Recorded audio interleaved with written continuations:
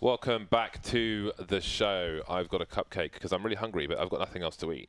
So I've got a cupcake. But the thing is, if I eat that now, I'm going to have like dark chocolate all over my teeth and stuff, and I won't be able to like clean it up. So I can't, even though I brought it, I can't eat it either. I mean, the way that the frosting is stacked on the cupcake, it seems like it'd be hard to take a bite without risking kind of making a mess.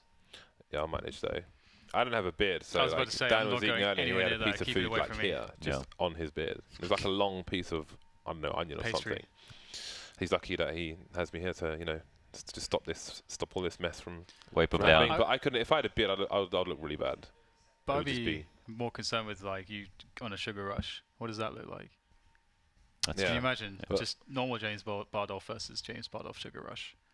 That's not really. Don't want to go there. Yeah, that's not a good thing. I'm down to go down that path. Where do we want to go though? We want to go to Mirage with Astralis and Godsent. That's where we want to go, and that will be coming up very soon. Speaking of coming up, I'm told that there is a chunky drop coming up during this match, so we'll have to see. Again, you can press the orange button if you're on gaming.youtube.com/FACEIT.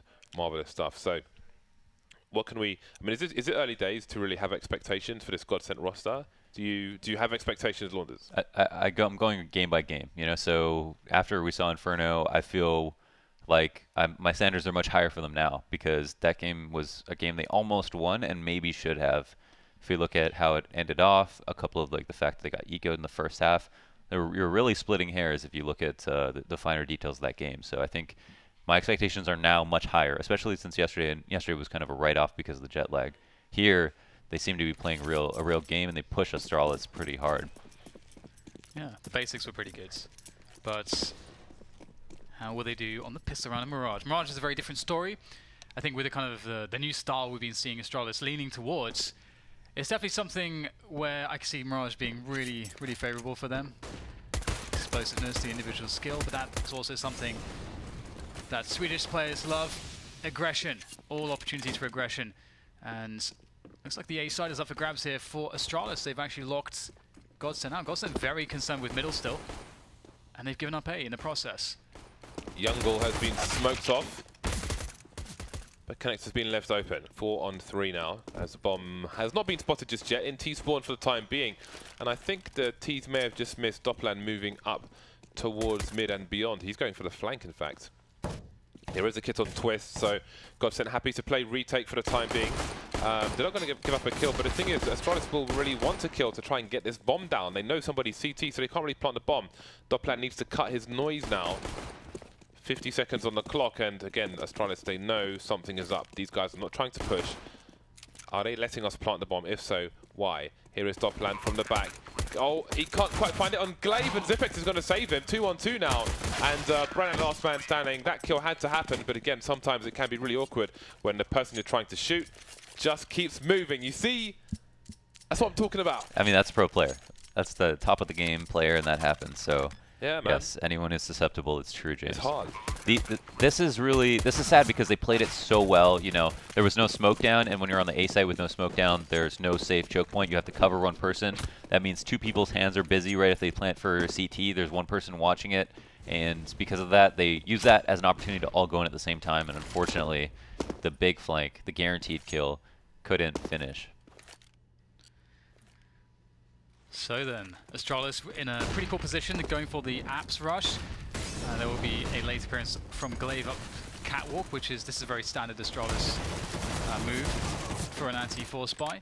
And this is Doppland looking to stop Glaive actually, and he will do so. Some meat shots there onto him, and life not looking too horrendous for Godsent in the damage category, but Astralis think they're pretty unhappy with this. 2 people dead, acceptable losses, and they will claim the round. That is, by the way, I think one of the most common anti-4 spies Astralis run on Mirage on the T side. Fnatic B. Yeah, four apps send the in-game leader on catwalk. It's also something the North do as well. I don't know if MSL came up with it or Glaive, but both North and Glaive's teams do that round. Yeah, it's great insurance, and you can cat plant, so the guy who comes up mid, if people start dying at B, they can come up and have an additional route to shoot people in the back and also play post plant from. Here's actually the whole stack on halls. Ooh, it's got the HG on the balcony and the Molotov at the back. Well, I guess there's less place for them to avoid the HE. Twist with the first kill. The bomb hasn't been committed to either site just yet. And this is not the round you're supposed to lose. Dupree may be key in fixing this. Doesn't need to push this position. He's got to be careful now. Crawl space has been popped. Where's the AK? Oh god, he's just gone too far, hasn't he? He's gone too far. Holding jungle would have been fine. There's still an AK in play here. Zipex, hello. The bomb has been planted in the meantime, but it's a really long reload, so he's got to play out the deagle. Glaive is full health with the AK. Oh, okay. So Zipex needs to buy some time, falling back ever so slowly, but surely they know where he is. There's a pop flash, and there he goes. There will, of course, be no smoke grenade in this round. 10-second defuse as well. Doesn't look very good for Godsent. This may be crisis averted. Look at the damage they've done, however. Freddy B will just save the AK, cut the losses, but talk about losses. Look at Astralis. Basically, every 2v2 post-plant Glaive will try to make that big flank to mid. Without a doubt. I mean, they've done it so that they have 2 people going, and then 1 person will die first, or 1 person will go and see if anybody's there, and then they'll guarantee it. But playing from Cat is so strong because you can go ahead and take a peek off Cat, then you can jump up on the sign. You have a lot of ways to approach it. You can actually fall down to connector, peek from the stairs. It makes it very difficult for anybody who's trying to defuse in front triple if they don't have a smoke. Reminds me a little bit of the plants on A, Nova Pass, on the front of the containers towards the toilets. It's just so impossible. Well, quick push into middle here. Again, we talked about aggression from the Swedish side, and that's exactly what we'll see on the middle area of Mirage here. But after the dust settles, it's looking fairly even. Although Astralis not really winning on the damage category, they do have 3 players left alive, and they will have the numbers advantage as they move into the A side. That's a Brolin taking down Zipex. Zipex perhaps not expecting the repeak, the full committed repeak, and Astralis are in a really awful spot now. Such low health, the AWP to worry about, the smoke here just to get a plant. Ooh, the fake there. Glaive, ooh, going down to Twist, the peek comes out from CT, leaving Magisk alone.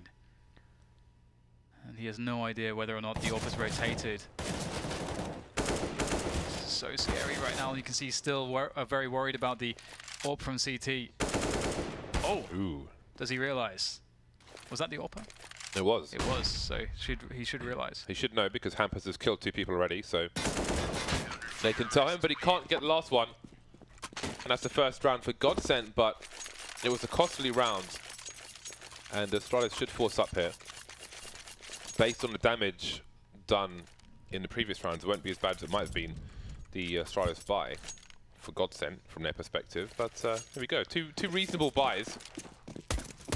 In fact, that damage is paying off. Magisploit stuck on the CZ, and Dupree probably not on the MAC-10 by choice, but with only 1 person surviving in the first round, 1 by Godsent, he knows life will be tough for them. Oof. Will either player shoot through the smoke? Not just yet. Freddy slowly backing off, not wanting the T's to identify the formation of the CTs early. Now he's got a player just creeping out Glaive. Getting a cheeky kill. Where's the second A player? There he is. Brodan taken down towards connector. That was pretty cool. A very simple fake. Well, they used a small window of time, 2 seconds where they drew attention at B by throwing a couple nades over to push the A ramp lurk out. And no, it's not a foolproof plan, but in a round like this, those are the risks you want to take, and those are the risks that will really make the CTs angry if they fall for them. So they won't happen a lot, but I think gimmicks are actually very important at this point in Counter-Strike, where maps are so developed that it's really about the small edges that'll get you the round wins. Oh, expert usage of the UMP there, taking his time. This Hampus. Look at that money though, isn't it lovely? Isn't it glorious to behold? It's not really, I suppose. It's very sad, it's very depressing. You feel so hopeless when you have such little money, but that's why the CZ exists. It gives you hope. It gives you hope, James. And it also takes it away. Glad he sees it.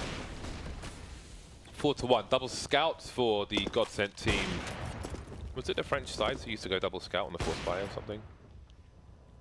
There was a period of time where double scout was very popular in certain rounds on Mirage, but not so often you see it these days. Doplan getting some info and moving back, surviving with his life. Magic's boy trying to pick some plays off, but he's had his bell rung, and of course they'll know that. Ooh, and there he goes. Hampus. Would they even consider boosting at the back wall? They don't seem to have control of Cats in the meantime, so that's not an option. Doplan needed a kill. They're not going to get it though. Now Twist has to focus on the high ground and the low ground. I don't think he spotted a player moving towards the van position, but still preparing for it.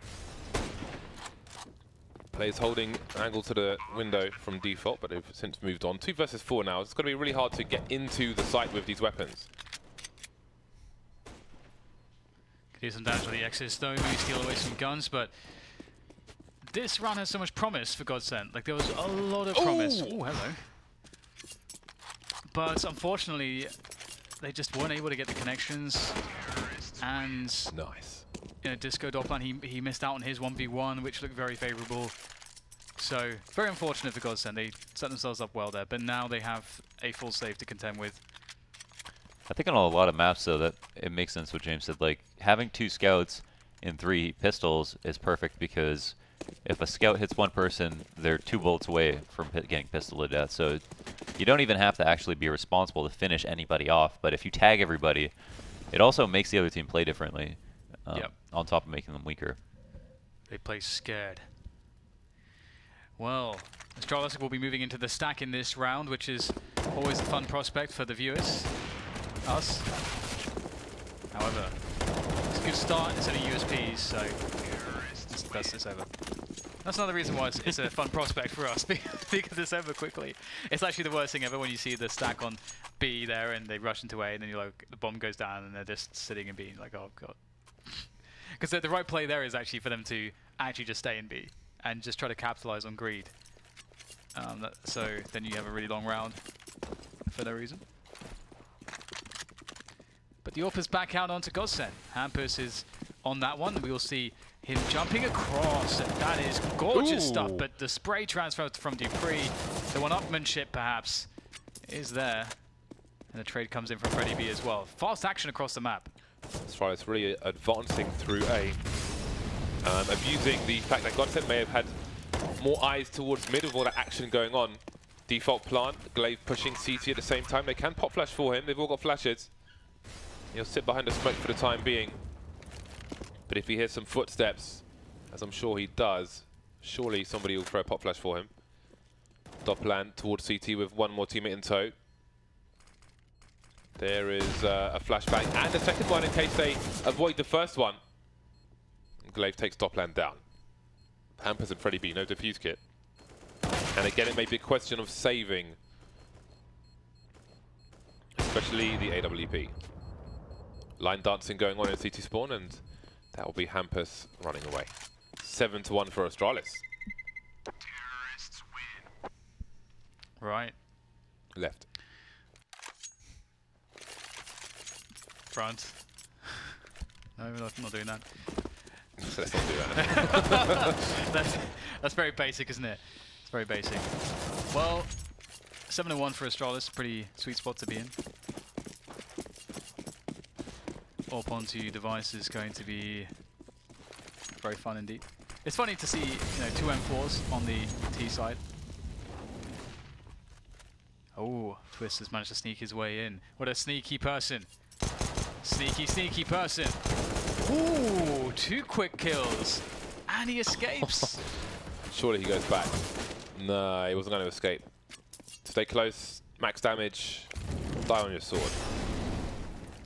Like real men. It's really cool there because Astralis, I think, was setting up the 4-man apartments, 1-man, like Glaive goes up cat in middle. I think that's, again, was what they were going for with the AWP there. And you can see that that just simple push is, if they're going to do that, jumping through the window, jumping through the pass, it's just safe. You can just get that info, especially if you suspect it. It's such a valuable play. So they've outplayed Astralis from that perspective. Glaive trying to clean up the middle area. Dustpan and brushes out. And one player will be swept away. Astralis at the 45-second mark, moving away from the B bomb site. 1-1-1 set up from Godsent, though. Freddy B leaving the middle area, going towards the B bomb site, his namesake, if you will. There will be little time for Astralis to clear the A site once they get into position. Lots of running and jumping in Palace, and Broland should be able to hear that. But the rotation is not coming fast enough. Freddy B's moving towards short, and now here it comes at the 19-second mark. Can he get the first kill? No. That's an open B bomb site. Freddy B dashing in. Hampers doesn't want to necessarily overcommit. He really needs Freddy to find something here, and there's the AWP gun. Nice. Damn, with the amount of time remaining, I felt like Brawlin should have just tried to play it safe for one angle, but that fight versus A ramp, I mean, maybe he's very good at that angle, because there's some leeway there if that's true, but I feel like he could have delayed a little bit better. Double peek, once spotted. And that's another round in the bag for Astralis. Don't manage to rescue the AWP for the T side, but they can just buy another one. How does he get away with this? This is big. I mean, they are just supposed to be watching underpass. Someone's not doing their job there. Like, if you have 4 players, it's like one of those things which is very automatic. Like one guy, like Device, for example, he's got the AWP. He's probably looking towards the end of the apps. Everyone else, though, it's like, is someone watching? Is someone sort of supporting him? Is someone watching the back? You know, it's like, it's very strange not to see that thought process there. But they still win the round, despite incurring some damage, but they can take the hits. The double AWP here for Godsent is an interesting choice, and they've got 4 players on A, so they've actually got a great setup to defend this push that seems imminent on A. Might be the first time Astralis have gone for sort of a like no default, just a delayed set piece onto a site. Yeah, seem to still be organizing their smokes. Oy, a little bit more noise than should be welcomed in the situation. They also are just hoping that nobody's pushed mid, which seems like they're okay. Yeah, all these sound cues don't seem like they will be favorable. Instant Molotov behind the smoke from the Godsent team, and they've got 4 players around the A bomb site. So here's the second attempt from Astralis. 1 for 1 so far. We've got a CT pushing through to triple, and there's still a player in shadow. 40-second mark, and there's still 2 Molotovs here on the CT side, but it's all about the guns now. 2 versus 3, and it seems to be working out for Astralis. Hampus alone, still in that smoke, and they were just waiting for it. And there he goes. So despite having almost 4 people in the A bomb site and all the Molotovs to react to the grenades being thrown over the wall, only 2 kills for Godsent on that A site. Oh my god. That's amazing that they actually, after all that pushing, they hadn't even left balcony or already gotten past Tetris yet, and they actually had 1 grenade left. They had 1 Molotov left, that was it. They threw so much. A little bit fortunate. I think the one thing they did well, though, was that they delayed the underbalk Molotov until after the A-ramp guys could come up. So they spent some time fleshing it out. And also, I don't know how they knew there was a double underbalk setup when the smoke went down, but whatever gave them that tell, I think it was important that they listened to themselves and realized that they needed to be patient about this guy. Yeah, I was wondering if he would just shut down the round or not. But as you say, they were very patient. And it's hard as well, like when there's so much chaos, to exhibit patience as a team, because it's not just you as well. It's like if one player makes a rash move, you can sometimes commit one of your teammates into doing something rash as well, because it's better to sort of make an effort with somebody as opposed to just let them go out and die alone. So sometimes, you know, it just takes one of the 4 or however many people are left to be impatient. That can really ruin a round. So cool to see that the entire team there was very together with the whole predicament.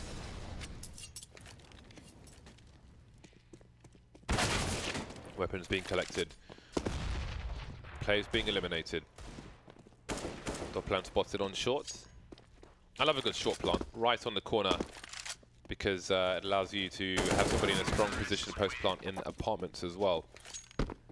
And if they want to, they can even just bounce a Molotov off without facing. Very, very far away near the pots and pans. 10-1. Got to look good in the first game, but they seem to have gone missing in a second. Yeah, really good start from Astralis, combined with them having so much more freedom. It's really looking good for them. Double AWP from Godsent though. We saw it on the previous round where they stacked 4 and A and it didn't really work out for them. They've got more mid presence so far, but look how fast this push is from Astralis. A much faster pace from them straight into A. We haven't seen this before. They'll go straight in, the bomb is lost. Freddy B eventually Molotov out of triple, and in comes the rest of Godsent finally for the retake. Very difficult position for Broland. Can he get his reload in time? Just jumping around, trying to avoid the crosshair, but he can't. 3 on 2, the bomb has not been planted. This will prove very difficult for Astralis. They have over a minute on the clock though, so there isn't bomb plant pressure. And now we've got dupreeh starting to move away. Is it for another flank? Or is he trying to clear out the B bomb site? Seems it may be the latter. Even if he shows some presence there, that might be enough. He stops his running before the end of the shadow. That is normally where you'd be heard by a CT side. You can see Dopland's position is pretty good. You think he peeks this in CT? Well, I mean, Dopland just did a 180, which would suggest that he's probably scoped in, which means there's a fair chance that dupreeh knows that Dopland is on short with a scout. dupreeh has no smoke grenade, he has a flashbang, however. And it seems he's picked his timing very well indeed. Very aware of the sniper rifle, that should pull players away. Glaive walking in at the same time. Still one player in CT. Oh, now he can make the play towards Cat, but there is a CT charging towards Cat as well. This is going to be very awkward indeed, but he's been hurt. And there is Twist taken out, leaving Hampus alone, who has no idea what's going on. A master play from Astralis. Wow. That is really impressive. It's like, it's one of those things where you watch them, like from our perspective, we're like, wow, you're doing all of the perfect things. It's like you can see everything that we can see. But obviously they can't, which is so, so cool. Hampus with the smoke will make a desperate play, but he'll get caught by the AWP of dupreeh. A nice quad kill from him. Great round from dupreeh and Glaive. Oh, some great mid-rounding. Yeah. And Glaive, you know, took a big risk by holding on the CT, but realized they're going to play it pretty safe because they're up a number. They're probably not going to peek me from stairs or anything like that. And it does come down to dupreeh, you know, having impact on his lurk, but he would have certainly caused a rotation just by showing presence anyway. So I kind of would have liked to see in the round where dupreeh kind of gets out on the site but then gets killed after a few seconds, just to see how the rotates come out and if Glaive gets a kill or if he ends up in the 1vx and still wins. Yeah, it's so huge that dupreeh heard Dopland's scope as well. That made, along with the timing, made life a lot easier. Once again, it's one of those games where Godsent just playing with pistols in most rounds. Freddy Beast picks up an AK, but our expectations have to be limited in a round such as this. Bomb rotating towards A, and Freddy B can hear that somebody's in T-spawn, but ultimately what can they do with this information? Not much. Yeah, Astralis playing some smart CS at the moment. Some good calls, good shots, good team play, good calm. And they are looking like they'll make quick work of Godsent here. Hampus in a pretty hard position. Can try to do some damage, I suppose. Reclaim some dignity, perhaps, but no. His dignity will be denied. 12-1. Astralis looking really, really, really good on this T side so far. Godsent get the buy-in again. No double AWP this time. The way that Astralis mix in the really fast A plays from a timing perspective is quite concerning, because if Godsent go aggressive mid, you can punish it so hard if you're set up for that. And they're going to go very aggressive mid. They've got 4 players in mid right now, going for the push. Molotov to stop any people in the connector position, but not ready for this. He spots 2 more players top mid, so again a charge happens, but Twist is in the right place, right time, and he picks off the bomb immediately. Glaive making a play through B in the meantime. He's got to be careful about his sound now. And he's going to be likely to face multiple people with the AWP in hand. This is very awkward for Astralis. Can he get behind the wall in time? I don't think that he did. Seems like he did. Freddy B knows nothing about it, but now he knows. It's handled really well by Glaive. Zipex now with the distraction to get out. Spots 1 player. That's some good information. It's all about the info game at this point, and also the shots now as Zipex has been discovered and has lost his teammate as well. Impossible situation. Hampus will put an end to it as A second round claimed by Godsent. A mere 3 rounds is all that's possible for them. That's a sad prospect. Yeah, that was a really nice setup from Godsent, the way that they had Twist playing triple on that in case there was some kind of fast A exec, but they had the mid rotates as well. Because clearly Astralis did a good job conditioning them with the threat of something fast or something slow, and I think that's important to be able to say that you can change it up or that the other team should be afraid of you. But I also like that they put almost 4 players or like 3 very dedicated players to getting up to mid, because sometimes you lose those trades, but it's important that you end up with mid control no matter how many people you lose. And they made sure that they had enough players to trade. Execute towards A. What is the play from these 2 players moving through the underpass? One CT checking top mid. Dopplan going forward, straight into the AWP, unfortunately for him. Twist will trade, however. Magic's Boy flanking now, but there's also a flank coming in from towards T-Spawn from the CTs, but will it come fast enough because the numbers are starting to run low? Oh dear. Everyone's getting completely owned. Brawl on left in a 1v4. It's looking like a 13-2 half at this point. I don't know what else he can really do here. He's got a full set of utility to work off of as he now makes his presence known. And Glaive says no. Glaive's been playing really well this map so far. You can see him right at the top of the scoreboard with his teammates. In general, recently too. He's been having a lot of impact recently. Yeah. And we've definitely been seeing the impact of the calling as well. It's been a pretty good T side from that perspective, and now they switch on to the CT side, and Godsent, of course, they really need this pistol. I wonder if they have something cool to show us. There are some teams that have some elaborate Mirage T-pistol strats.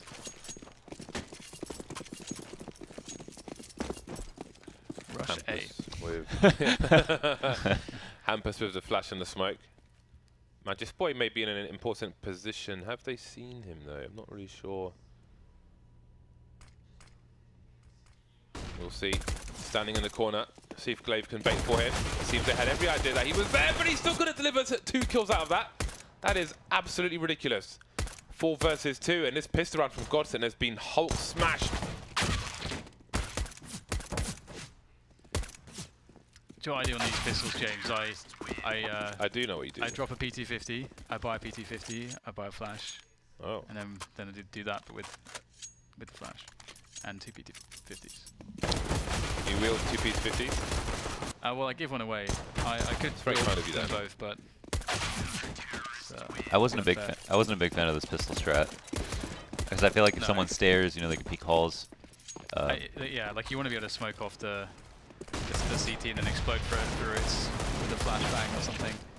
I think that whoever was in Sandwich, definitely, they had him, like they pre-fired him, they knew he was there, so they should have killed him for sure.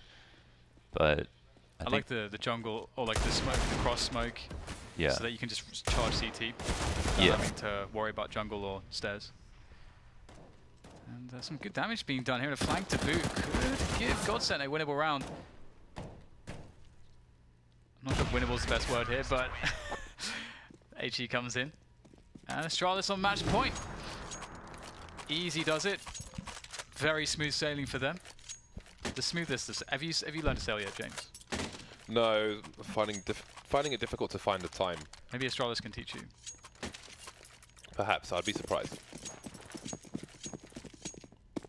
Godsent buying what they can to do what they can, but what can they do? Starting slow. Oh boy, Glaive really hit the mark there. Fortunately for them, they've gone beyond the grenade. He spots somebody going towards chair, but he's not going to overextend. Does need to kill that player right now, but Dupree's going to have a great angle on connector. There's one for absolute gratis. Magic's Boy gets taken out towards the bomb site, but the bomb hasn't been spotted. The bomb's top mid. And if Dupree keeps taking players down in that middle position, the bomb won't be able to get retrieved. There's Dopplan gone. He was the mid guy, and it was top mid, so no more bomb for Twist. 1 versus 3. Knows one person's here. Zipek's following back. And there is the last kill of the match. 16-2. A monstrous scoreline. Great round difference for Astralis as well. Didn't think that this would be as one-sided as it was. A couple of moments that were pretty good for Godsent, but overall, obviously, straight dominance from Astralis. Yeah, there's some oversights like this round.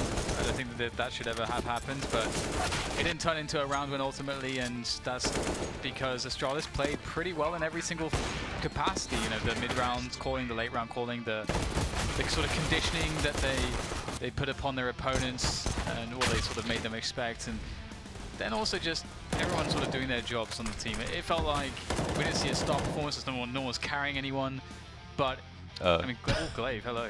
That's a lot of ADR. Oh my god. Almost 3K 3,000 mark, with 18 rounds. Really nice stuff from Glaive, and unfortunately we didn't see much of anything there from Godsent, just dominated by a better team perhaps. But there is more Godsent to come. They've got 2 more games here in the European show. They'll be going up now against Envy on Cash and Train. So 4 different maps. So we're going to see all kinds of different faces of Godsent, and hopefully they can bring a brighter, better and stronger face in the next matches to come. So I think there's a big drop coming now. So let's have a look and see who has won and what this big drop is. Bish, bash, bosh, bingo, bunga, bongo and all that kind of thing. And it's not there. It's on the way. Okay, we'll just sit here until it arrives then. Marvelous. Yeah, my magic Great doesn't work. stuff. How are you, Dan? You good? Oh, it's down there. Oh, boom. Okay, there we go. NIP0Z hyphen has won 250,000 points. Congratulations to you. I wish you spend it well. So we'll be back after the break with Envy versus Godsent. We'll see you then.